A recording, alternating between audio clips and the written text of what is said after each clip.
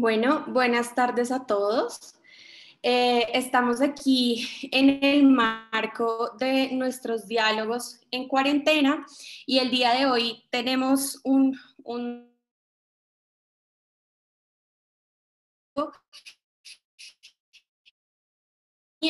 de una de nuestras últimas publicaciones en Ambiente y Sociedad, que es el libro Utilidad Pública, Derechos Vulnerados e Impactos Ambientales, elaborado por Edwin Novoa, quien es abogado e investigador de la Asociación Ambiente y Sociedad.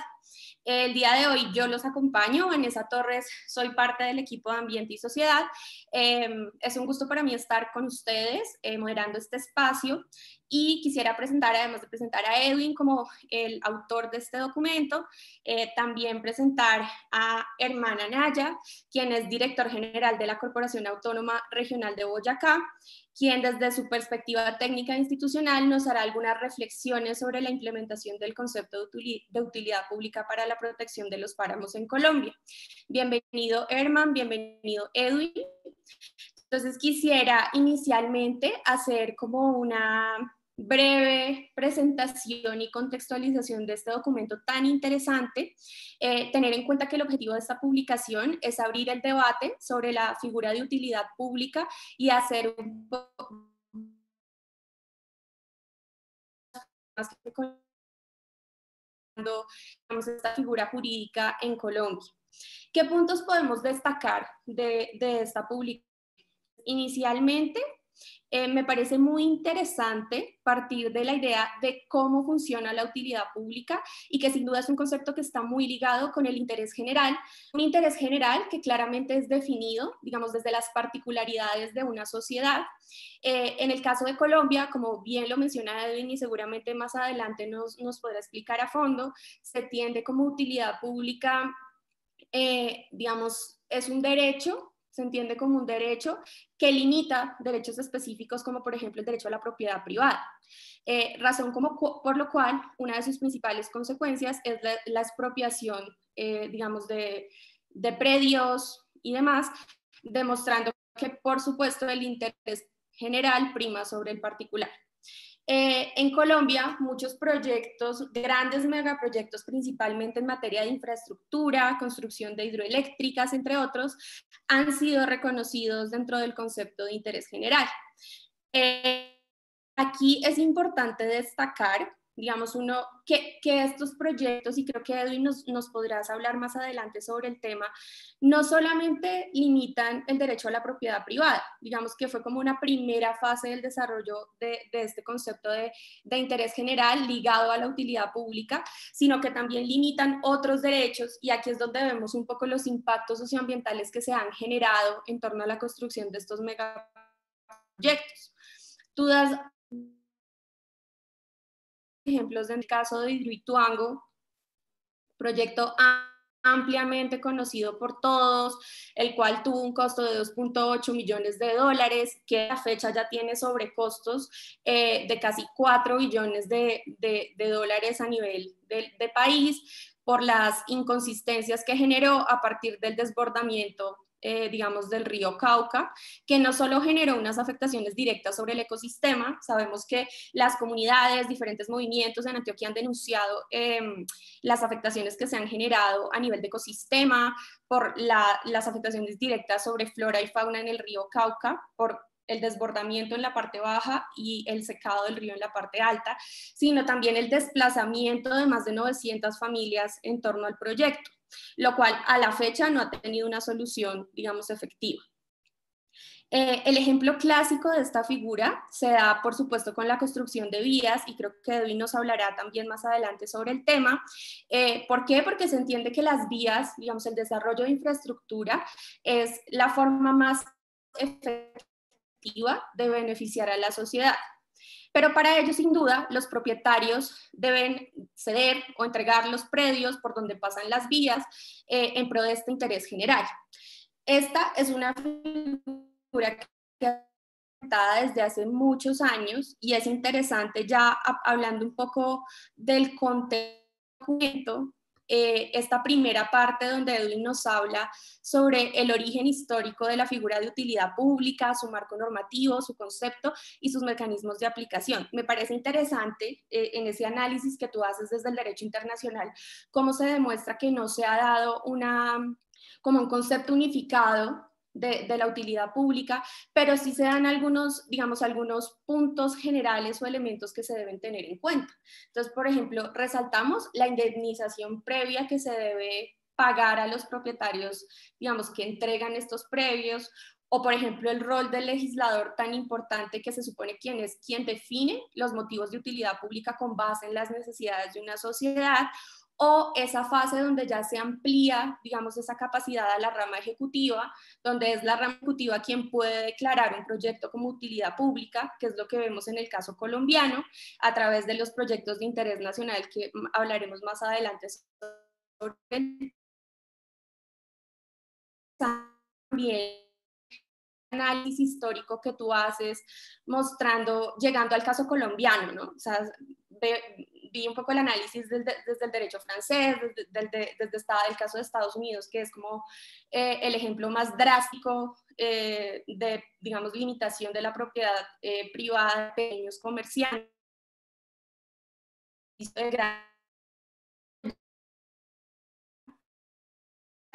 Estamos teniendo algunos problemas de conexión, les pedimos un poco de paciencia, pero acá me van avisando todo. Entonces, veníamos hablando del rol que se está dando, la implementación de la utilidad pública y del interés general en Colombia, y cómo es la Constitución de 1900, la figura de la función ecológica de la. Aquí vemos digamos, un entendimiento de utilidad pública desde el punto de vista del desarrollo económico muy constante, digamos, en lo que acabamos de hablar, y a través de la figura de la función ecológica de la propiedad, en Colombia ya se aplica a, digamos, el tema ambiental, que es un punto muy importante en el documento y que Edwin nos hablará más adelante sobre si ha sido efectivo o no la aplicación del concepto de utilidad pública para la protección del medio ambiente o de áreas protegidas en el país. Entonces, creo que este análisis de la función ecológica de la propiedad nos hace preguntarnos si ha sido efectivo y materializado este concepto de función pública en temas como ordenamiento territorial, procedimientos puntuales que se desarrollan, por ejemplo, en la compra de predios y expropiaciones. Sería interesante que seguramente tú nos hablarás más adelante de esto. Y ya, digamos, en otra fase de la publicación, nos habla sobre estos escenarios en donde se ha intentado ampliar el alcance de la utilidad pública. Me llamó mucho la atención la figura que tú mencionas de los proyectos de interés general, de interés nacional y estratégico, una figura que ha sido impulsada precisamente desde Ambiente y Sociedad. Hemos hecho un seguimiento bastante juicioso del tema desde el año 2013 y que ha sido materializada directamente en los planes nacionales de desarrollo. Entonces aquí, digamos, recuerdo puntualmente dos casos emblemáticos, que fue el caso de la inclusión del proyecto de navegabilidad del río Magdalena, que fue incluido dentro del Plan Nacional de Desarrollo 2014-2018, en donde de manera se incluye el proyecto y se menciona que es un proyecto de interés nacional y estratégico, pero no se incluyen particularmente cuáles serían las formas de participación de las comunidades. De hecho, esto generó un comentario específico dentro de la demanda de inconstitucionalidad presentada a la Corte Constitucional de este Plan Nacional de Desarrollo. Y el segundo ejemplo, o bueno, sobra recordar que este proyecto de navegabilidad del río Magdalena fue ampliamente criticado, no solamente por diferentes ambientalistas, sino también por técnicos, dadas las afectaciones que se generaba sobre el ecosistema al transportar diferentes materias primas, como es el caso de petróleo, productos de la minería, de grandes embarcaciones por un río que claramente no estaba preparado para esto. A la fecha sabemos que el proyecto está detenido, está frenado y se han generado unas afectaciones directas sobre las comunidades ribereñas del río Magdalena que pues a la fecha no tienen, digamos, ninguna solución efectiva. El segundo ejemplo que quería recordar y que desde Ambiente y Sociedad también le hemos hecho un seguimiento importante y que sin duda se une con uno de los casos que Edwin analiza en la tercera parte del documento, y es como el enfoque, la protección de esta cartera de infraestructura de vías de cuarta generación. Recordemos que son estos grandes megaproyectos que son promovidos por el gobierno nacional para la conectividad a nivel nacional. Entonces aquí destacamos, por ejemplo, uno de los casos que Edwin analiza, que es la Perimetral de Oriente, una vía ubicada en el departamento de Cundinamarca, que busca la conectividad entre Bogotá, Cundinamarca, Boyacá y el departamento del Meta. Me parece interesante porque precisamente en el último Plan Nacional de Desarrollo 2018-2022, una de las apuestas del Plan Nacional era incluir una estrategia de conectividad a nivel nacional, eliminando, digamos, las barreras y problemáticas ambientales, como así se mencionaba dentro de la propuesta de Plan Nacional de Desarrollo, de estas vías de cuarta generación. Entonces, digamos que una de las propuestas era eliminar completamente, por ejemplo, procedimientos de licencia ambiental de estas vías, las cuales sabemos que han generado grandes afectaciones socioambientales, no solamente en la sabana de Bogotá, sino en otros lugares del país, como es el caso de la Amazonía colombiana. Entonces aquí lo conecto directamente con la segunda parte del documento, la tercera, perdón, en donde Edwin nos habla de dos casos muy interesantes que materializan completamente la figura de utilidad pública y de interés general, que es por supuesto el corredor de Oriente. Ya les comenté un poco sobre el caso y que de hecho desde Ambiente y Sociedad hemos tratado de acompañar, uno, como la implementación del proyecto, y dos, hemos apoyado un poco la lucha desde las comunidades, que son principalmente 8 municipios de Cundinamarca, incluyendo el límite del páramo Cruz Verde, y, digamos, comunidades que viven en torno a reservas forestales que buscan la protección de territorios y recursos hídricos en torno al páramo de Sumapaz y Chingaza. Este es un proyecto que ha presentado diferentes impactos socioambientales directamente en el territorio, porque ha generado un rompimiento del equilibrio ecológico que se presenta, digamos, en torno a estos recursos hídricos y a los páramos. Se han presentado conflictos frente al proceso de adquisición de predios y procesos de negociación. Seguramente Edwin nos hablará más adelante. Y por supuesto, algo que hemos monitoreado desde Ambiente y Sociedad, y es la ausencia de participación de las comunidades en procesos de socialización tan importantes como es el caso de los estudios de impacto ambiental, el plan de manejo ambiental, que las comunidades han denunciado constantemente, digamos, la ausencia de esta participación. Aquí me gustaría recordarles, nosotros en el año 2017 hicimos un documento sobre el análisis de estos conflictos socioambientales en la sabana de Bogotá. Este documento, así como el que el día de hoy estamos lanzando, lo encuentran en la página de Ambiente y Sociedad, www.ambientesociedad.org.co, directamente en el área de publicaciones.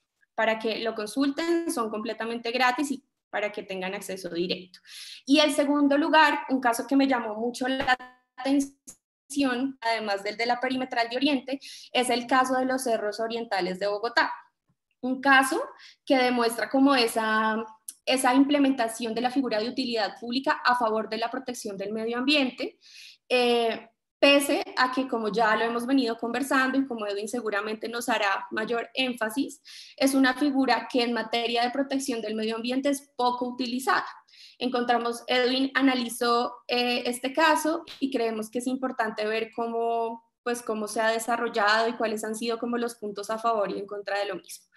Y finalmente, digamos que un punto de cierre y que nos conecta completamente con nuestro invitado, que es Herman, digamos desde este punto institucional, es el análisis detallado de la política de páramos, que, digamos, desde esta gestión integral y la protección de estos ecosistemas, que por supuesto ha sido considerada a nivel nacional como de utilidad pública, dada la importancia de estos ecosistemas en el país. Y por otro lado, además, digamos, de la protección especial que tienen los páramos, el rol, digamos, como sujeto de protección de las poblaciones campesinas que viven en torno a estos ecosistemas. Nosotros, desde Ambiente y Sociedad, consideramos que la política de páramos es un buen ejemplo de cómo, digamos, lograr conciliar la utilidad pública con la protección de derechos individuales.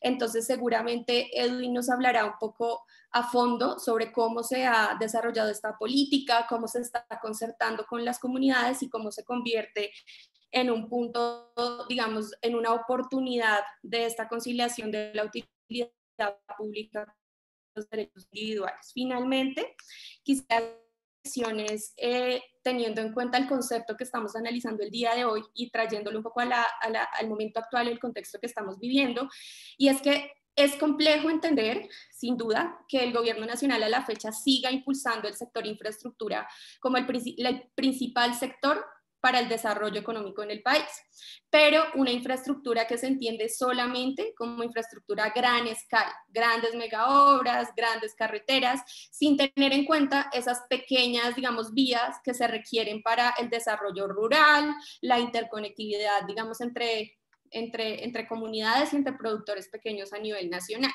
Entonces creo que también es una reflexión y que seguramente nuestros invitados nos hablarán desde su experiencia para entender que estos conceptos que se entienden mucho desde el punto de vista jurídico, pueden verse como muy legales, muy rígidos, están en constante transformación y por supuesto desde la sociedad civil y desde las autoridades locales y nacionales podemos aportar a esta transformación. Ya con esta breve presentación, entonces quiero dar paso a Edwin Novoa, el autor de la publicación que el día de hoy estamos lanzando. Les recuerdo que pueden acceder a la publicación a través de www.ambientysociedad.org.co y enviarnos preguntas si tienen a través de nuestro Twitter Ambiente y Soc. Edwin, adelante. Hola, buenas tardes. Bueno, muchas gracias. Bueno, yo voy a hacer una presentación un poco más detallada de lo que se logró investigar, de lo que se encontrará en el libro, y que seguramente la idea es ir generando como muchos debates desde diferentes puntos de vista, en diferentes aspectos, porque la figura de utilidad pública, como decía Vanessa, va desde los páramos hasta la infraestructura, va para muchas partes. Entonces, voy a tratar de compartir pantalla, una presentación, ahora no sé cómo se hace. Disculpen, share screen. Listo.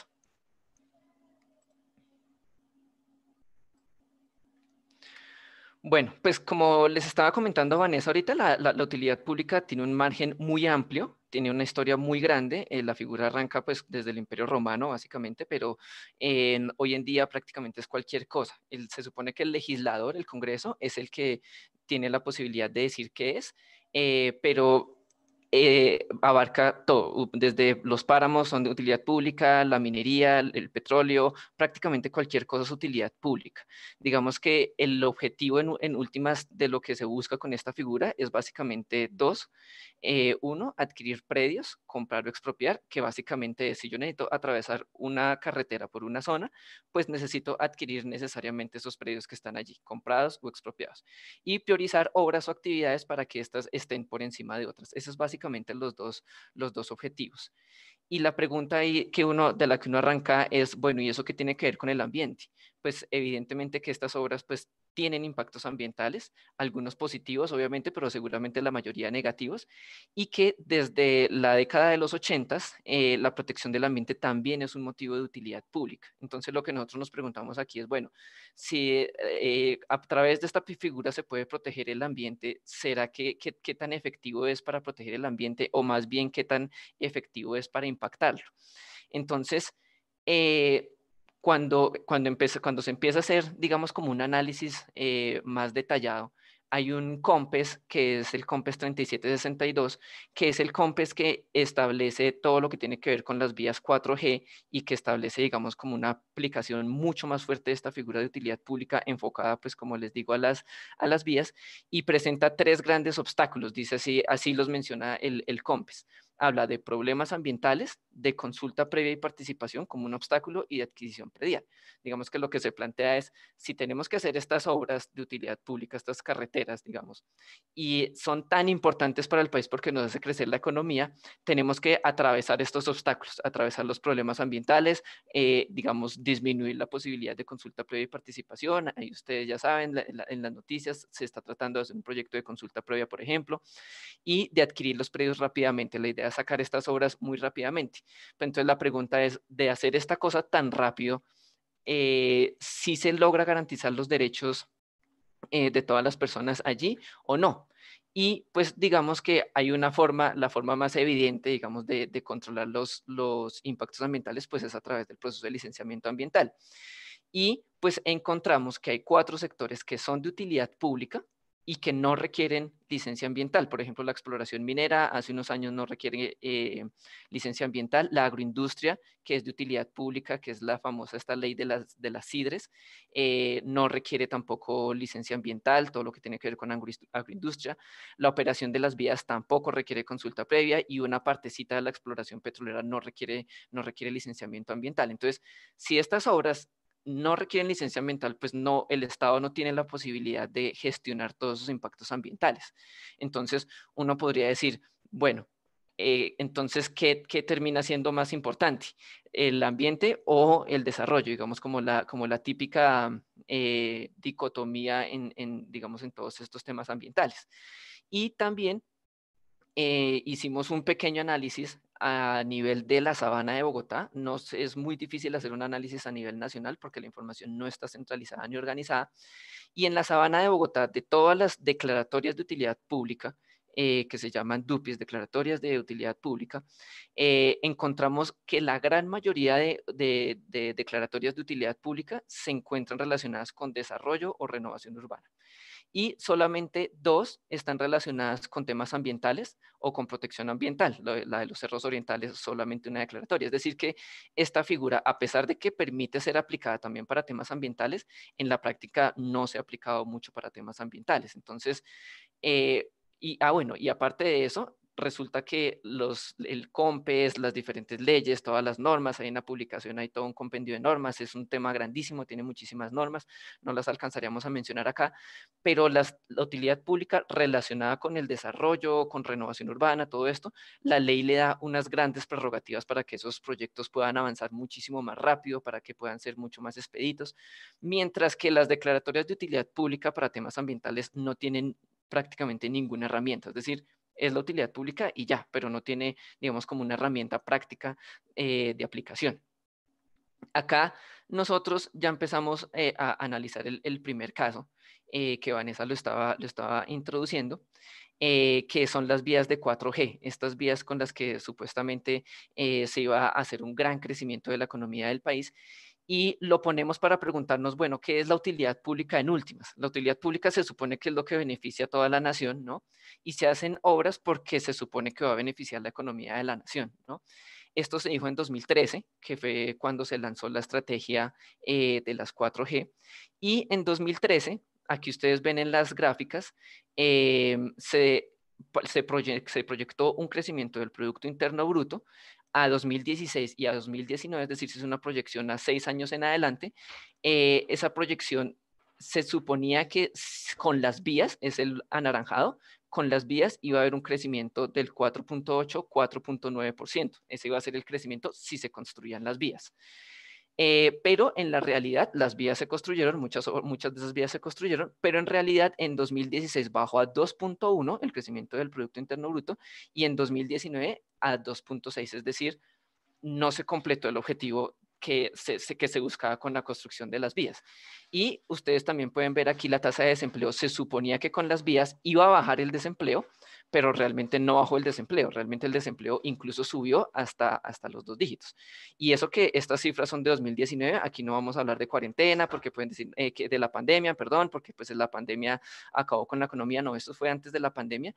Es decir, que no es tan, digamos, tan cierto que este tipo de obras vayan a generar un gran crecimiento en la economía de la nación. Y si miramos ya en particular la obra del Corredor Perimetral de Oriente, CPO, cuando revisamos por qué se declaró de utilidad pública, se mencionó que iba a ser, digamos, una posibilidad de desarrollo de toda la región de la Sabana, también de la conectividad entre los departamentos de Boyacá, Cundinamarca, el Meta, sin la necesidad de pasar por Bogotá.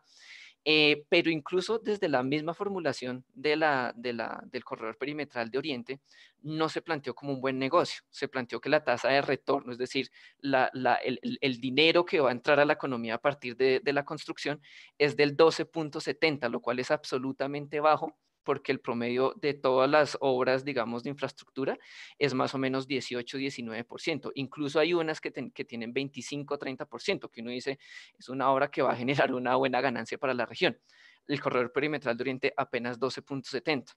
Aparte de eso, se hace un préstamo de 158 millones de dólares, sobre los cuales va a haber hay que pagar unas tasas de interés y hay que, pues, digamos, aumentar el nivel de endeudamiento.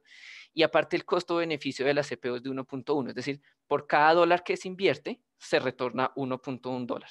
Entonces, solamente 10 centavos de dólar de ganancia por cada dólar invertido. Es decir, palabras más, palabras menos, la ganancia es bajísima. Prácticamente saldría mejor coger esa plata e invertirla en un CDT, que es lo que da la inversión más baja. Es decir, es un negocio pésimo desde el momento en el que se formuló. Aquí todavía estamos en 2013 cuando se formuló.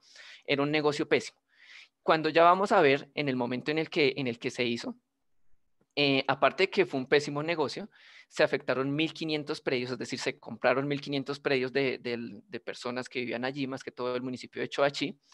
Pero hay una cosa mucho más grave, y es que sobre el 80% de la obra no se analizaron impactos ambientales. ¿Por qué? Porque resulta que el 20% de la obra es la construcción en sí misma y el 80% es la operación de la vía, sobre lo cual no hay licencia ambiental. Antes sí había, pero como les conté ahorita, la operación de las vías ya no requiere licencia ambiental. Y una vía, la mayoría de los impactos ambientales se generan en la operación. ¿Por qué? Porque en la operación es que hay atropellamiento de fauna silvestre. Ustedes saben, hay especies que están en vía de extinción gracias al atropellamiento, un montón de fauna atropellada. Aparte de eso, toda la deforestación que se puede hacer alrededor de las vías, el fraccionamiento de los ecosistemas se da en la operación. Es decir, la mayoría de los impactos ambientales se dan en la operación. En la construcción realmente no hay una gran cantidad de impactos. Y sobre la operación no se requiere licencia ambiental. Es decir, el Estado no tiene ninguna posibilidad de controlar esos impactos ambientales. ¿Sí? Y además, sobre el pedacito que sí se hizo licencia ambiental, la licencia ambiental se expidió 2 años después de que se declaró una obra de utilidad pública. Es decir, primero se plantea la parte económica, se dice esto va a ser así, y por allá después, cuando ya todo el negocio está formulado y ya todo el esquema, ya se prestó la plata, ya entró todos esos millones de dólares, ahí sí después se mira el tema ambiental, cuando ya está todo absolutamente formulado. Y pues para rematar, como les decía ahorita, otro de los obstáculos que se mencionan en este tipo de obras de utilidad pública es la participación. Entonces, en este proyecto no hubo una participación. La comunidad fue muy enfática que habían unas fuentes hídricas en unas partes específicas. El concesionario no los tomó en cuenta, y cuando fue a hacer la construcción, pues ahí estaban las obras hídricas. Conclusión, esa obra hoy en día está quieta, se está reformulando por otro lado, y pues ustedes saben que si una inversión se detiene, pues la rentabilidad baja muchísimo más, pues porque es dinero que está quieto, básicamente sin generar ganancias. Entonces, esa ganancia que era, ese costo-beneficio que era de 1.1, seguramente ya está en negativo, es decir, esta obra ya entramos a pérdida. Entonces, tras de que es un mal negocio, los impactos ambientales no se están midiendo, no se están controlando, no hubo participación y hubo un montón de predios adquiridos. Entonces, la pregunta que le queda ahí a uno es, ¿en qué momento se puede hacer un análisis de qué es la utilidad pública? Si se suponía que esta obra iba a generar crecimiento económico, pero no lo está generando porque es un negocio pésimo, entonces, ¿en qué momento se puede hacer eso? Analizamos otro caso, el caso 2, no lo voy a contar al detalle porque no tenemos ya mucho tiempo, es los cerros orientales de Bogotá, pero solamente para mencionar que se supone que en los cerros orientales no se puede construir y solamente se han podido hacer 2 adquisiciones de predios o expropiaciones. Es decir, en la obra de desarrollo económico se hicieron 1.500 expropiaciones y en la utilidad pública para fines ambientales solamente 2. Entonces, ahí uno ve la proporción de qué termina siendo más importante para la utilidad pública. Y el caso 3, finalmente, es el tema de los páramos. En los páramos también se plantea la posibilidad de utilidad pública, es decir, de expropiación. Hasta el momento no se han hecho expropiaciones en los páramos que yo conozca, en los páramos que hemos trabajado, no se han hecho expropiaciones, pero digamos que es importante mencionar que el 85% de los páramos en Colombia se encuentran bien conservados. Los campesinos los han logrado mantener bien. Digamos que hay unos impactos, obviamente. Hay una ley de páramos, una ley de hace 2 años. Esa ley pues establece unas medidas allí de manejo.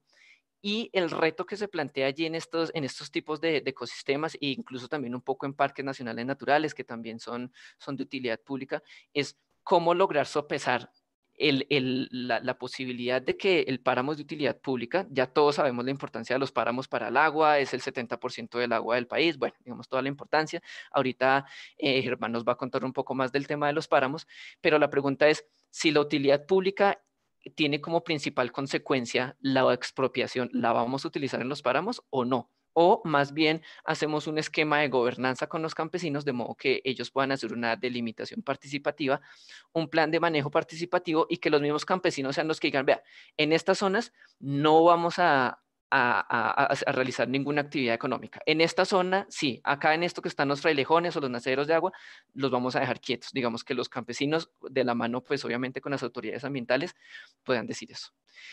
Y ya como a modo de conclusiones, ya para ir terminando, entonces podemos decir que la utilidad pública es un arma de doble filo para el medio ambiente. ¿Por qué? Pues porque podemos declarar áreas como los parques o como los páramos de utilidad pública y eso es bastante positivo para la nación, obviamente, salvaguardar los recursos naturales. Pero es de doble filo también porque en la práctica la utilidad pública se termina aplicando más para este tipo de obras que generan grandes impactos ambientales, todo lo que hemos venido hablando. ¿Sí? Otra conclusión, la utilidad pública para el desarrollo limita muchos más derechos de los permitidos. Lo venimos mencionando, Vanessa también lo comentó, se supone que solamente se debería limitar la propiedad, pero se termina limitando todo, desde la participación, derechos ambientales, no se hace licencia ambiental, no se controlan los impactos, bueno, todo esto. No hay un escenario en el que yo pueda sopesar, digamos, ahorita les contaba el corredor perimetral de Oriente, es un pésimo negocio, no me está generando crecimiento económico y aparte me está generando unos impactos ambientales. ¿Eso en qué momento se discutió? Nunca se discutió. Jamás se discutió eso. Simplemente se dijo, las vías suponemos que me van a generar un beneficio económico, pero ese beneficio económico no está exactamente calculado y no me están calculando tampoco los impactos ambientales. Lo que debería hacer es yo coger lo que me va a valer la obra y lo que me van a valer esos impactos ambientales. Esos impactos ambientales me van a valer, no sé, 100 pesos y la obra me va a valer 50 pesos. No es negocio. Si los impactos ambientales son más caros que lo que me va a valer la obra, definitivamente no es negocio. Pero lastimosamente ese escenario no existe. La propuesta que nosotros estamos haciendo es, debería haber un escenario, la licencia ambiental debería plantearse desde el principio, deberían costearse los impactos ambientales. Obviamente las obras que no tienen licenciamiento ambiental deberían volver a tener licenciamiento ambiental, como la operación de las vías, y en un escenario común conjunto evaluar y decir, bueno, si me van a hacer más caros los impactos ambientales, pues sencillamente no hago esa obra, porque aquí ya puedo evaluar cuál es esa utilidad pública. Pero como eso no se mide, hay una subjetividad total, en el libro lo pueden ver más al detalle, pero hay una subjetividad total en la forma como se miden los impactos ambientales y los derechos afectados, hay una subjetividad total en la forma como se miden los beneficios económicos. Entonces yo supongo que si hago una obra por la sabana, supongo que los campesinos van a sacar productos, entonces supongo que va a haber un crecimiento económico. Esas suposiciones no nos sirven porque estamos afectando agua. Entonces debería haber una metodología clara en donde no haya suposiciones, sino que se diga claramente qué es lo que se mencione. Y finalmente, en temas ambientales, se debería pensar cómo aplicar efectivamente la figura de utilidad pública, no solamente con la expropiación. En los páramos no me sirve de nada la expropiación. Nosotros proponemos, hay una figura que se llama el saneamiento predial automático, que se utiliza para las vías, que implica que cuando se vaya a hacer la expropiación, el predio que está allí, que va a ser para la carretera, digamos, si tiene problemas jurídicos, no está formalizado, tiene problemas de herencias, de posesiones, de lo que sea, entonces automáticamente se eliminan esos problemas y el predio pasa a ser de la nación. Eso se llama saneamiento predial automático, está en la ley. Entonces, ¿por qué no utilizar esa figura en los páramos para hacer un saneamiento a favor de los campesinos? En los páramos estamos hablando de una informalidad altísima de la tierra, 50, 60, 70% de los campesinos en los páramos no tiene su título sobre la tierra. Y es difícil porque hay un montón de líos, hay herencias, hay matrimonios, hay un montón de líos, cada predio tiene un montón de chicharrones. Entonces, ¿por qué no utilizar el saneamiento predial automático para que todos los campesinos queden con su título? Y si los campesinos tienen su título y están seguros allí, pues podrán cuidar efectivamente los páramos. Entonces, ese es a grandes rasgos las conclusiones del libro. Nosotros esperaremos en las próximas semanas sacar algunos materiales como infografías o algunas cosas que podamos como plantear esto de forma un poco más clara. Hay muchos debates que hay por dar y más ahora que se viene la 5G, se supone que ahora apenas acabe la pandemia van a empezar a construir la 5G, entonces estos debates son absolutamente importantes. Entonces eso era, muchas gracias. Muchísimas gracias, Edwin, por tu presentación. Creo que es bastante pedagógica, entendiendo,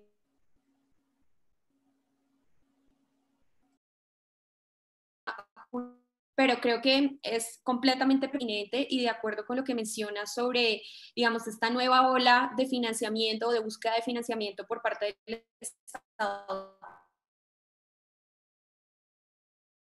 ambiciosas, ¿no? Que es lo que tú mencionas de las carreteras 5G, que es esta nueva generación, digamos, de infraestructura que se busca implementar en Colombia, cuando de hecho no hemos logrado resolver las problemáticas que se han tenido por vías 4G, que de hecho muchas de ellas están detenidas, han generado impactos sociales y ambientales y demás.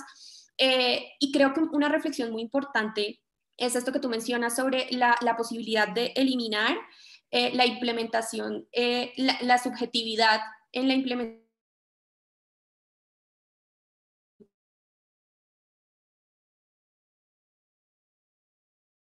para tener una territorio.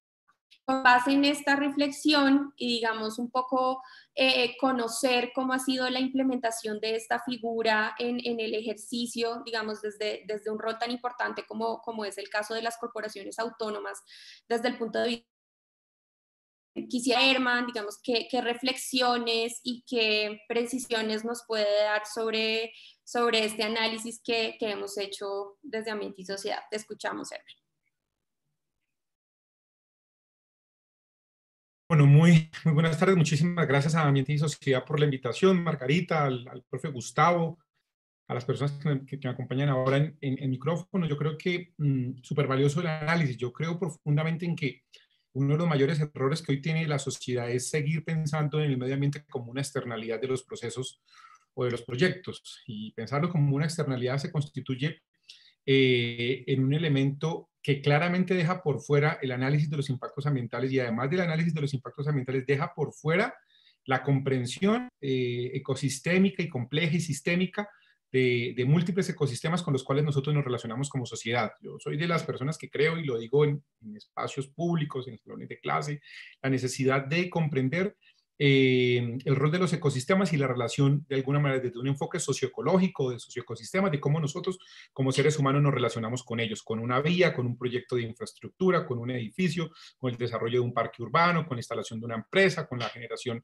de un proceso de restauración, con el procesos de turismo, aviturismo, ecoturismo, o sea, cualquier tipo de actividad que esté estrechamente relacionada con la naturaleza. Y acá, digamos, un poco se complejiza el escenario porque quiere decir que todas las actividades que tenemos como seres humanos, pues para mí están todas relacionadas con la naturaleza. El simple y sencillo hábito de cambiar nuestras prácticas de consumo, de dejar plásticos de único uso, hasta decisiones tan fuertes o determinantes orientadas a generar una reserva natural de la sociedad civil, digamos, las que quisiéramos acá numerar. Digamos, eso lo pongo de manera de contexto y es un poco lo que yo creo. El componente ambiental no debe ser una externalidad, sino debe ser un elemento determinante y vinculante a la planeación de políticas públicas, a la formulación de proyectos, a la implementación de proyectos de inversión.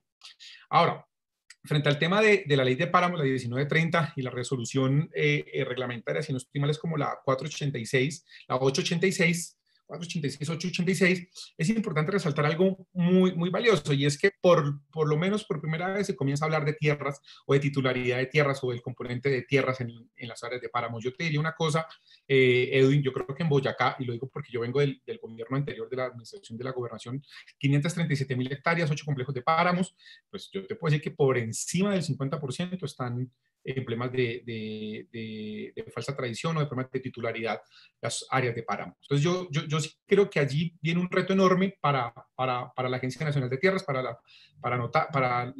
Superintendencia de Notariado y para la Agustín, por una razón. La resolución y, digamos, el marco legal les da 5 años para el saneamiento. Yo no he visto hoy, o a mí a la corporación no me han llegado a preguntar cómo vamos a hacer una mesa de trabajo para que de verdad se cumpla este ejercicio de saneamiento predial en los páramos. Y ese se constituiría de repente en el primer punto de partida, y es lograr un saneamiento de tierras que permita tener claridades de cuál es la tenencia de la tierra, cuál es la función ecológica y social que cumple los páramos en el departamento de Boyacá o en los municipios de la jurisdicción de la corporación.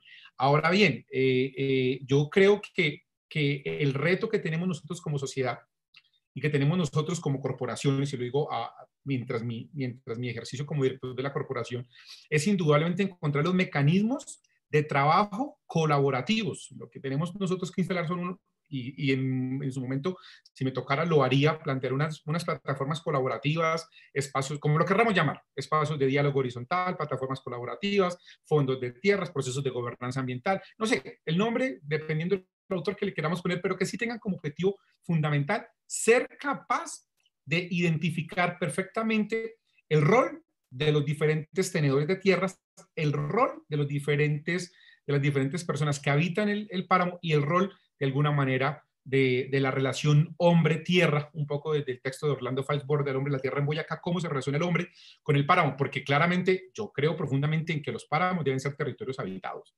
Y cuando digo territorios habitados es que tenemos una tarea importante, y es ser capaz de girar el paradigma de qué es habitar un territorio, que es un poco de la geografía humana, cómo territorializar estos espacios geográficos de la manera que encontremos los equilibrios y los consensos y los beneficios para todas las partes. No, yo digo una cosa, yo no veo, y lo digo no como director de la corporación, como ciudadano colombiano, como profesor universitario, como ambientalista, como un conocedor del tema, no podemos pensar en que las actividades a gran escala o de agricultura de grandes volúmenes sean unas actividades hoy permitidas en zonas de páramo, ¿cierto? Pero tampoco podemos pensar en que la solución es echar a los campesinos. O sea, yo creo que el puente, y un poco nuestro plan de acción es el tiempo de pactar la paz con la naturaleza, y cuando yo hablo de pactos hablo de puentes. El puente es ser capaz de manera participativa con todos los actores. Cuando digo actores estoy hablando de los centros urbanos, los centros poblados, las juntas de acción comunal, los acueductos, el sector productivo, el sector institucional vía a nivel nacional, departamental, local, las corporaciones, las autoridades ambientales, los grupos comunitarios, y un reto fundamental que tenemos nosotros acá, ser capaz de vincular en esa mesa de concertación y de diálogo a la naturaleza. O sea, el argumento, el debate es entender los ecosistemas y entender los roles socioecológicos que tienen y los roles biológicos. Me explico. Nosotros en la Cordillera Oriental tenemos endemismos asociados a páramos, Oxypogon guerini, colibrí, tenemos Cristotomus apollinari, cucarachero, el cucarachero de pantano en estado muy crítico de extinción.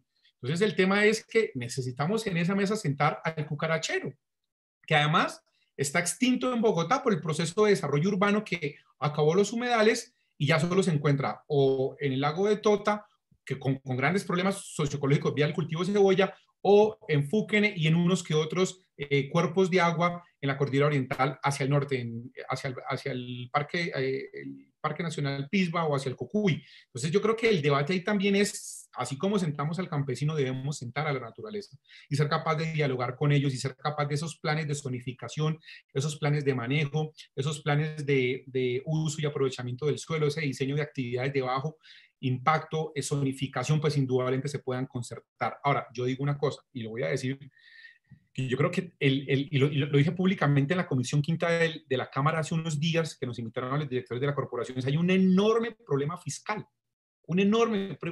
porque yo no creo que el país tiene que evolucionar o dar un paso más adelante en la figura de pagos por servicios ambientales, porque al final de cuentas uno no anda pagando en un servicio ambiental. O sea, hay que entender que son seres humanos con actividades, con roles, y que además los aliados más importantes en las zonas de páramo son los campesinos. Qué bueno sería que nosotros pudiéramos ser capaces de hacer una reingeniería fiscal, que permita establecer un fondo de dinero que fondee el fortalecimiento de cuencas, y cuando digo cuencas hablo cuencas altas, zonas de páramo, zonas de subpáramo, porque además también tenemos un imaginario de que pasó la línea Humboldt que dividió los páramos, allá hacia arriba cuidamos, pero ahí para abajo acabamos el bosque altoandino como si fuera cualquier cosa, y sin bosque altoandino no hay estructura de soporte para la zona de subpáramo y la zona de páramo, y claramente no entendemos ese enfoque de cuenca ecosistémica. O sea, nos viene un reto fundamental para la gestión del recurso hídrico, que yo prefiero llamarle una gestión o una gobernanza del agua, ser capaz de trabajar desde los 5.000 metros en Boyacá, 5.550, que es lo que tiene el Ritacuba Blanco, hasta los 2.500, 2.600, y todo el enfoque de cuenca que permita restaurar las cuencas, que permita generar nuevos procesos de educación ambiental desde un proceso participativo, colaborativo, que permita reconstruir nuevas prácticas, porque también hay que aceptar y tener claro que las prácticas campesinas no son las mejores cuando pues el ganado llega y se mete en la quebrada, ahí bebe el agua, defeca ahí. Cuando tumban todos los árboles al lado de la cuenca para tener más pasto para el ganado, o 1 centímetro más para sembrar papa, no. Y esos impactos en cuenca pues afectan a todo el ecosistema, afectan a personas cuencas abajo y a las personas del territorio por afectaciones asociadas a heladas, afectaciones por pérdida de biodiversidad, deforestación, erosión, deterioro del suelo, y digamos todas las implicaciones asociadas a los niveles de deforestación. Hoy hablamos de niveles de deforestación muy altos en la Amazonía o bosque en selva tropical, pero pues la pregunta es, pongamos la atención en la deforestación del bosque andino, que claramente se está perdiendo. Yo creo que esa es la postura que debemos nosotros, digamos, creo, conciliar. Yo creo que el tema es mesa del diálogo, avanzar, pero yo creo que también es la oportunidad para girar el paradigma de lo que es la ruralidad, y de las prácticas que claramente se pueden y no se pueden hacer. De verdad es inconcebible actividades que deterioren las cuencas. Yo creo que allí hay un reto para los campesinos, las corporaciones y el gobierno nacional. Pero lo vuelvo a decir, creo que hay un gran problema fiscal. Creo que hace falta el dinero y hace falta que el país vuelque la mirada al problema de gestión de recurso hídrico, el suministro, la garantía hídrica o la soberanía hídrica que necesitamos como territorios, que permite indudablemente entender que se debe replantear el modelo fiscal de tasa por uso de agua, el tema de captaciones de agua, el agua como recurso productivo o un insumo material en cadenas de valor, entender la necesidad de fortalecer los acueductos veredales, de convertir a todos los campesinos en aliados fundamentales en grandes procesos de restauración activa y pasiva en las cuencas medias y altas de páramos. Creo que ese es un poco el camino que podemos transitar, y pues la corporación, aún con sus complejidades y con todas las tensiones socioambientales que tenemos, hace falta, esto es muy importante, esta no es tarea de las corporaciones nada más. O sea, de verdad necesitamos el concierto de las alcaldías municipales, de las gobernaciones, del nivel nacional de carácter ministerial y todos los diferentes ministerios que hacen parte de este proceso, y de las comunidades y de los acueductos veredales, de las juntas de acción comunal, de los procesos de asociatividad campesina. O sea, creo que todo mundo debe estar. Y una reflexión muy valiosa, yo también creo que a nivel nacional no puedo transferírsele esta responsabilidad toda al Ministerio de Medio Ambiente, digamos. Yo creo que el Ministerio ha hecho un esfuerzo enorme con el tema de la delimitación, con todas las complejidades propias ¿cierto? Pero pues es que, discúlpeme, acá este es un debate de seguridad nacional. Este es un debate de soberanía nacional, este es un debate asociado al Ministerio de Vivienda, Ciudad y Territorio, porque el agua se convierte en un determinante para el desarrollo urbano. Es un debate, disculpen, para el sector de turismo. O sea, Ciudad del Cabo el 4 de mayo del 2019 se quedó sin agua y el turismo se cayó. O sea, este es un debate para el MINCIT. Este es un debate donde todo el mundo debe estar preocupado y no... Yo vuelvo a decir, ¿qué pasaría si de verdad hoy tenemos un COVID que nos tiene encerrados, repensándonos como sociedad? Ojalá todo el mundo lo esté haciendo, pero ¿qué pasaría cuando el agua se vuelva escasa? Cuando la libertad que profesamos en el marco de nuestra democracia se vea restringida, entre comillas, diría yo, por ausencia de agua. O sea, cortes racionales de agua por ausencia de agua, como lo viven muchos municipios y muchas ciudades en el país entero, pero pues cuando llegue a las grandes urbes, cuando llegue a Bogotá o los lugares donde claramente se sientan los núcleos de poder, pues ahí sí se prestará atención. Y yo sí quiero reflexionar, las escalas de tiempo de la naturaleza no son las escalas de tiempo del hombre. O sea, un ecosistema tranquilo se deteriora, tiene un nivel de resiliencia, cambia, evoluciona, se extingue alguna especie, pero la vida, como dice Gustavo Welches, tiene la berraquera para levantarse y lo hace, pero lo que pasa es que lo hacen 150, 200, 300 años. Y nosotros, o sea, nuestros ciclos, la escala del hombre es extremadamente pequeña y corta. Y sí creo que es una invitación a todos los tomadores de decisiones, a los ciudadanos en general, y también, digamos, a quienes piensan desde la academia la necesidad de abordar estos espacios y estos debates en términos de pensar cómo garantizamos la protección de los páramos, de los bosques, y en términos cómo somos capaces de hacer de Colombia, de Boyacá, un territorio más verde, más sostenibles, y ser capaz de pactar la paz con la naturaleza, establecer puentes de diálogo y reconocer a la naturaleza como un otro. Muchas gracias, Herman. Tu reflexión creo que es completamente viable.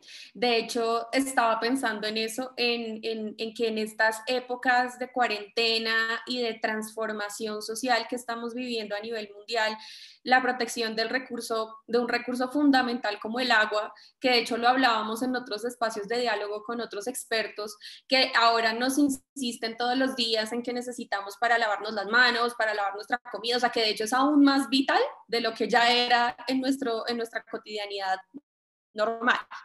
Y ver cómo a través de este análisis y un poco de esa labor que ustedes están llevando en Boyacá, resulta tan importante esas mesas de diálogo y como tú mencionas, me parece una reflexión bastante importante, vincular a la naturaleza como un sujeto activo dentro de esas discusiones que se tienen, ¿no? Ir más allá un poco del tema económico, o sea, incluir a la naturaleza dentro de ese desarrollo económico, incluir a la naturaleza dentro de esas proyecciones que se tienen como país, me parece muy interesante. Y esto también que mencionaba sobre la declaratoria de utilidad pública desde el punto de vista ambiental, creo que se relaciona completamente con lo que Edwin muy bien nos explicaba, resaltando esa importancia de tener en cuenta el rol de las comunidades y no solo pensar en una protección externa, que es un poco lo que Edwin analiza en el libro, y es, por ejemplo, en el caso de los cerros orientales de Bogotá, donde se plantea un tema de expropiación, bueno, un tema muy jurídico,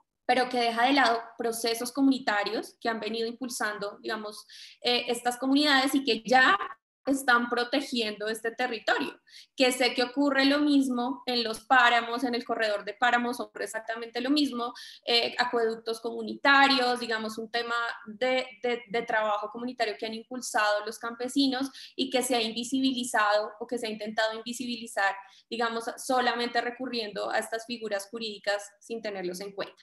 Entonces, muchas gracias, Herman, por este análisis tan interesante, creo que se conectan completamente los mundos y entonces quiero pasar ahora con las preguntas. Les agradezco a todas las personas que están conectadas, ya hemos visto más de 200 personas que nos están escuchando, entonces quiero hacerle esta pregunta que creo cabe para ambos y es ¿qué pueden hacer las comunidades para ayudar a su territorio como en la Perimetral de Oriente, que es una obra que no sirve para nada? Entonces le doy paso a Edwin y posteriormente a Herman.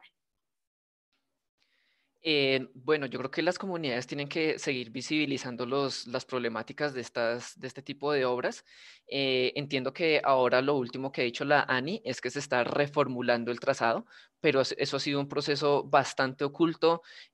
Para la investigación nosotros pasamos varios derechos de petición, nos hablamos con el comité ambiental de Choachí. Bueno, digamos que ha sido un tema bastante complejo, no se conoce por dónde va a ser el nuevo trazado. Entonces, yo creo que una cosa clave es ahí conocerlo. Otra cosa clave que se debería plantear allí es hacer una exigencia de todas formas en que la operación de la vía también debería ser objeto de licenciamiento ambiental. Yo sé que la ley ya está así, la ley no exige licencia ambiental para la operación de la vía, pero esto es una cosa realmente muy grave. Choachí es un municipio con muchísima agua, tiene parte de páramo. Todo lo que nos estaba contando ahorita Germán aplica para el caso de Choachí también, esa relación como tan problemática que tenemos con el agua. Entonces, si se construye la vía, pues básicamente esas fuentes de agua se van a desaparecer. En Choachí está la caída de agua más alta de Colombia, por cierto. Hay un montón de escenarios ahí estratégicos. Entonces, el tema ahorita es conocer qué está pasando y lograr hacer una incidencia allí para la operación de la vía. Y si al menos no se logra hacer una licencia ambiental, porque pues la ley no pide licencia ambiental para la operación, al menos sí exigir un seguimiento detallado por parte de la autoridad ambiental, de la ANLA, que es la que tiene esa licencia ambiental, sería como la única.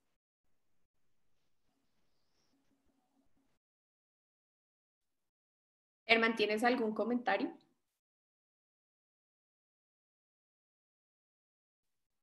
Ya, perfecto. Ya puse, yo creo que, digamos, de por sí que lo más importante acá son las comunidades.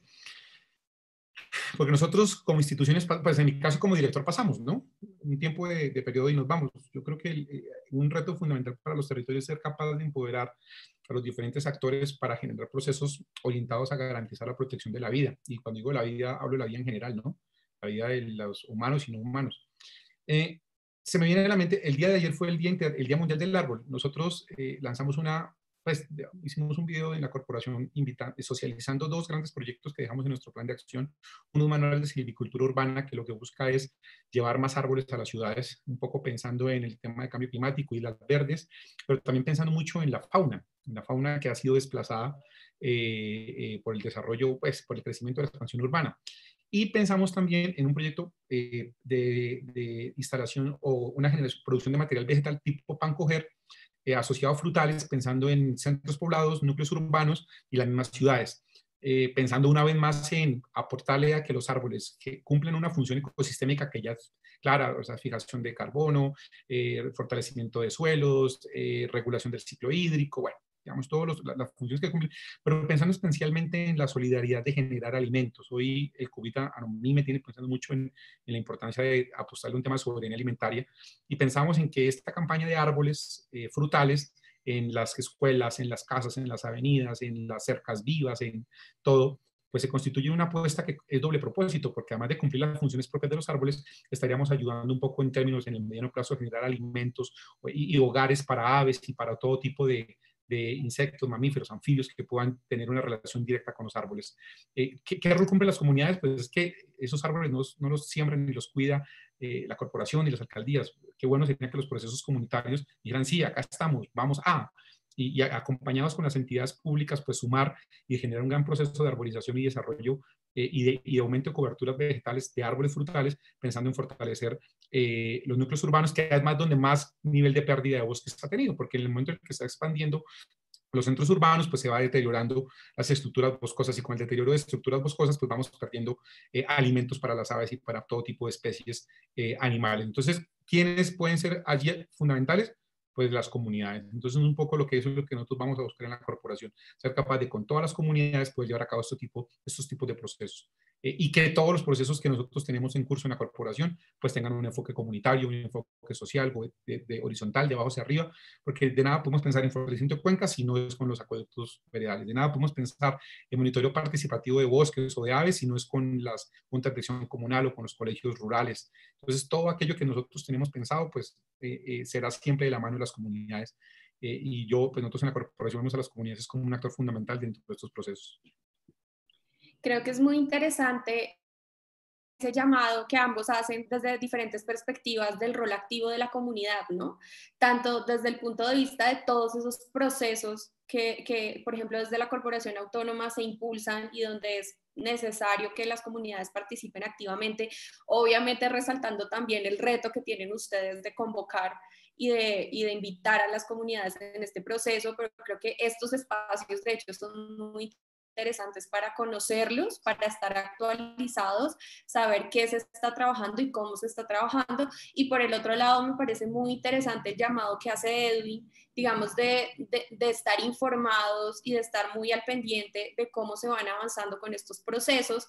Y yo aquí añadiría algo, y es la importancia de conocer qué otros actores, además del Estado, porque muchas veces se cree que el Estado es el único responsable por este tipo de proyectos, que otros actores participan en ellos, como es el caso de bancos multilaterales, los actores que finalmente prestan para llevar a cabo. Aquí tenemos otra pregunta que es para Edwin. Edwin, ¿qué hacer frente a la definición subjetiva de lo que es interés general o de utilidad pública y cómo pueden participar los campesinos en ello y prevenir la vulneración de sus derechos? Sí, bueno, aquí la Corte Constitucional nos ha dado la pauta. La Corte dice, es utilidad pública todo lo que contribuya a cumplir los fines esenciales del Estado. Entonces la Constitución dice ahí que los fines esenciales del Estado es una cosa pues como muy amplia, muy general, que es los derechos humanos, la economía, el bienestar, bueno, como una gran cantidad de cosas. Entonces los diferentes sectores ya son declarados de utilidad pública y ahí no hay nada que hacer. Es decir, la minería ya es utilidad pública, el petróleo es utilidad pública, el año entrante cumple 100 años, en 1921 se declaró utilidad pública el petróleo, ahí ya no hay nada que hacer. Pero la Corte sí dice que en el momento en el que se va a declarar que un proyecto en particular es de utilidad pública, ahí es donde se puede hacer una participación, porque digamos, en la minería en términos generales es utilidad pública, pero si yo voy a hacer un proyecto en particular en una zona, para que se aplique la utilidad pública, tengo que hacer una cosa que se llama la Declaratoria de Utilidad Pública e Interés Social, que se llama DUPIS. En el momento en el que se haga esa declaratoria, ahí es donde las comunidades pueden generar una incidencia. Y si un determinado proyecto, obra o actividad no es tan efectivamente rentable, esa es una cosa que hay que evaluar. Por ejemplo, para el caso de Hidroituango, hay mucha gente que está diciendo, si se hubiera hecho un cálculo, el costo del kilovatio que va a producir Hidroituango es muchísimo más caro que si se hubiera hecho con energía solar, por ejemplo. Hoy la energía solar es mucho más barata. Entonces, ese tipo de cálculos es el que se tienen que definir cuando se hace la declaratoria de utilidad pública. Entonces, en el momento que se hizo para Hidroituango, si hubiera hecho un análisis, digamos, real, los impactos que va a tener para el río Cauca, todo esto, pues se hubiera pensado, no, mejor invirtamos esa plata en un proyecto de energía solar, es mucho más barato, es más eficiente, el kilovatio, el valor de cada kilovatio es más eficiente, pues no hagamos el proyecto de Hidroituango. Entonces, es en el momento en el que se hace la declaratoria. El problema, como les contaba ahorita, es que esa declaratoria usualmente se hace 2, 3, 4, hasta 5 años antes de la licencia ambiental.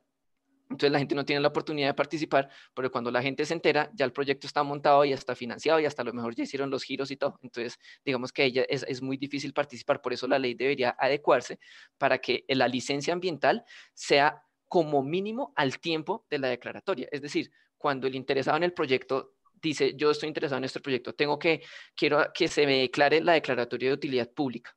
En el momento en el que paso los papeles, a eso es una solicitud, hay un formato ahí, yo paso los papeles para que se me haga la declaratoria de utilidad pública, en ese momento yo ya debería tener la licencia ambiental al menos en trámite, pero no se le exige, eso no es un requisito, solamente se le exige la parte económica, el proyecto y ya, debería agregársele otro ítem ahí a la ley donde diga solicitud de licencia ambiental o estudio de impacto ambiental presentado, al menos. Eso le garantizaría a las comunidades que puedan opinar, decidir, intervenir y que un determinado proyecto de utilidad pública no salga porque no es un buen negocio. Completamente de acuerdo contigo, Edwin, y creo que se hace aún más evidente el llamado a que no es viable. Creo que ambos lo han manifestado, digamos, desde el punto de vista de incluir al ambiente como un actor activo dentro de este diálogo, y es que es inviable contemplar grandes megaproyectos sin proceso de licenciamiento ambiental, que desafortunadamente es como una tendencia que ha tenido el marco normativo colombiano, y es eliminar requisitos a pesar de la magnitud del proyecto. Entonces creo que lo que tú mencionas es un ejemplo claro de que hay, digamos, hay que fortalecerse aspectos normativos para garantizar los derechos tanto de las comunidades como del ecosistema mismo.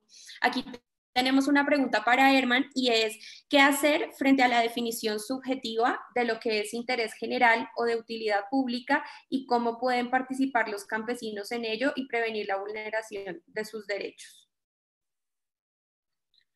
Bueno, yo creo que Edwin acabó también de responder lo mismo. Ahora, yo solo lo que digo es que, por lo menos en mi caso como director de la corporación, la declaración de interés público en el caso de Páramo yo la veo lejos. Yo prefiero en un espacio de diálogo y de concertación encontrar los mecanismos para que se puedan llevar a cabo.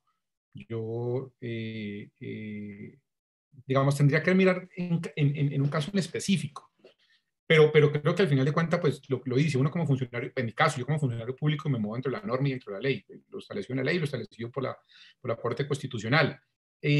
Lo que sí pudiese yo pensar más bien es en que el reto, en que la declaración de utilidad pública, para mi caso, si se hiciera bien, no digamos, en la medida en que sea participativa, se disminuiría el nivel de vulnerabilidad para que fuera subjetiva. Es un poco lo que yo quiero decir.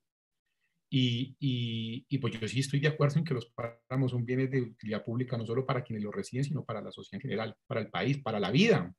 Pues, el agua dulce superficial es extremadamente finita y pequeña. Cuando uno ve los indicadores de agua, ¿no? el 70 es salada, el 30 es dulce, de ese 30 apenas el 70 de ese 30 son glaciares. O sea, aparece el 1% del agua extremadamente superficial. Entonces, cuidar el agua es fundamental, no solo para nosotros como seres humanos, sino para la vida en general. Entonces, creo que ahí sí se constituye un elemento de no debate, pero creo que hay que mirar cada caso en específico, pensando en la operación, digamos, en el funcionamiento de la ley y el funcionamiento, digamos, de la resolución 886.